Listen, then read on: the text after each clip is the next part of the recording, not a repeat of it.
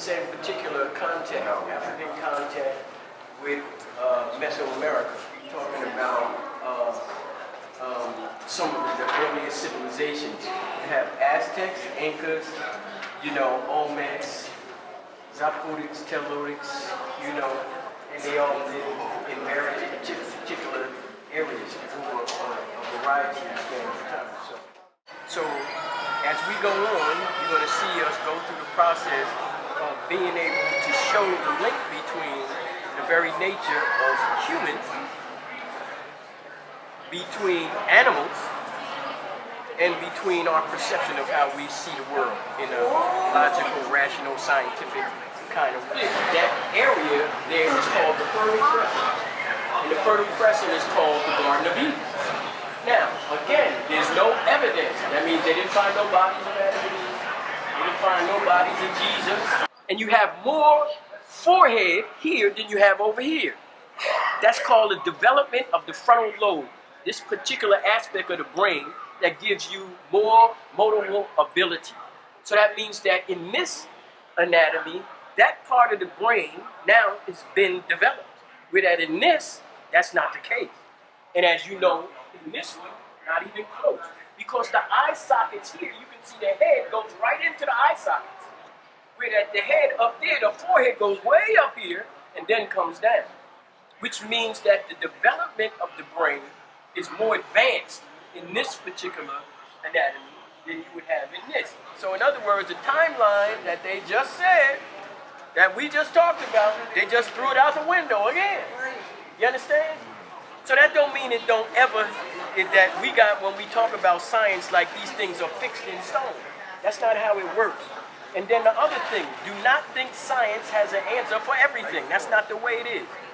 Science has a good approach of trying to find out whatever it would like to find out. But to have answers for everything, don't think of it like that. And don't think of science as an absolute. That's not the way it's looked at. It's looked at as being able to have a better, a clearer, and a more precise understanding of how these things unfold. The mutations aren't always bad, but when we think of the mutation, we think of it as being bad. But in reality, that's just not the case. So this is why, if you look here, it says tracing human chimp, and it says chimp here, and then you have ancestors, Africans here, and then out of Africa, which is the basement, and how did this joker get over here? You understand what I'm saying? This says last Neanderthal, which is Europe. So it got there 40,000 years ago. Now, if we take 40,000 years, we're talking about Africans who live, the people that live on the face of the planet Earth now, is 6.5 billion people on this planet. We've been humans, or should I say, we come from a genetic background, or in this case, a human background that gives the range date of human existence at 6.5 million years. That means humans been on this earth, or what we call the descendants of humans, been on this earth about 6.5 million years. Now, let's do this correctly. 6,490,000 we lived in Africa.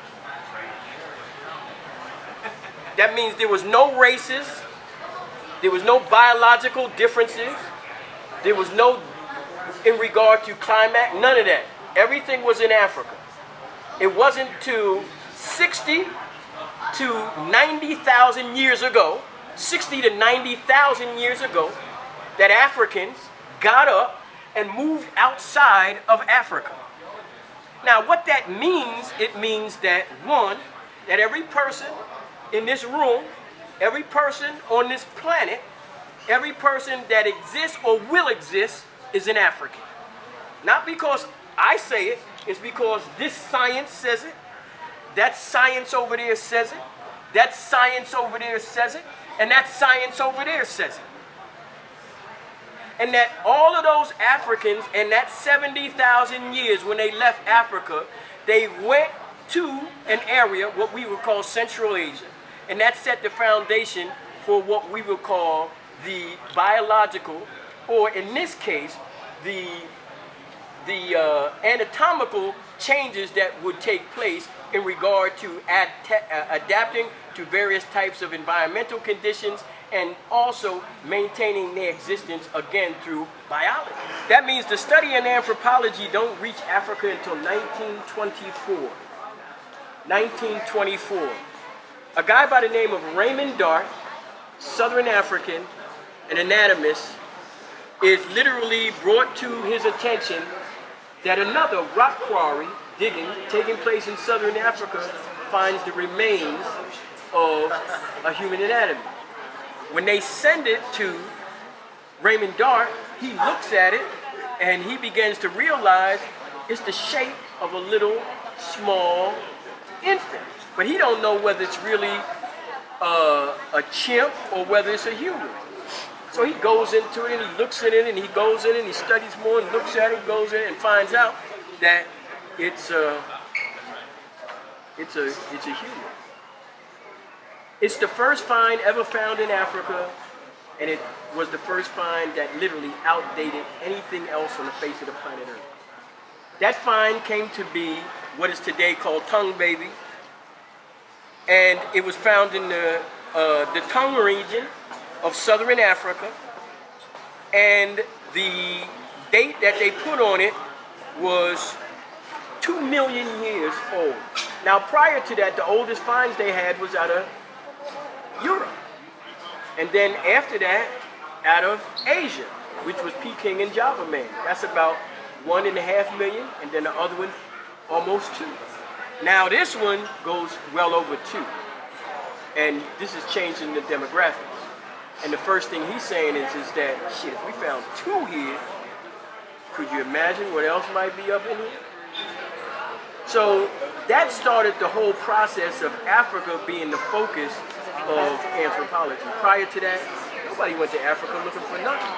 Except some slaves or, you know, some monetary, you know, development. The significance of Turkana Boy found in Kenya. One of the things that's significant about Turkana Boy is that the guy who becomes this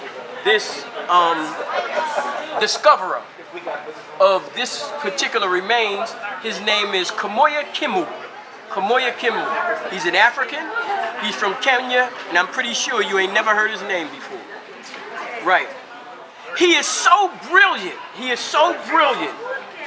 with the finding of fossil finds. They gave him the title of the man who speaks to the bones. He's the only person, African, of renowned stature. There was only 10 medals that the National Geographic gave out for the process of human evolution. Only 10, and he got one of them. He was given his medal by Ronald Reagan. And he's so good at finding fossils, they said that he has the tendency to walk in areas you would never imagine and find fossil remains of humans millions of years old. Kamoya Kimu. Look him up. Google Kamoya Kimu, and you're going to find out that he's probably one of the greatest world's fossil finders that ever existed on this planet Earth. Treats, come on. Richard Leakey, Meade Leakey, Mary Leakey, Just push it. Louis B. Leakey, call him the greatest finder of fossils that exist. And in the world, they are the experts. Because to believe in something means to accept something as truth with no proof.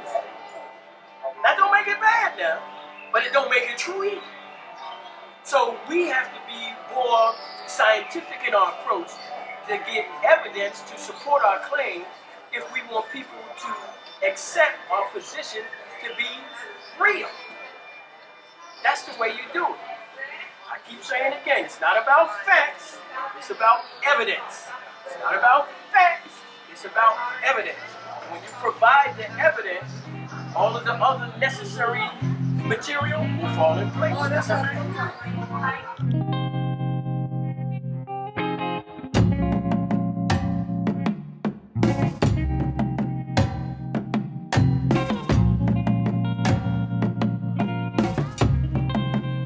take me to the now.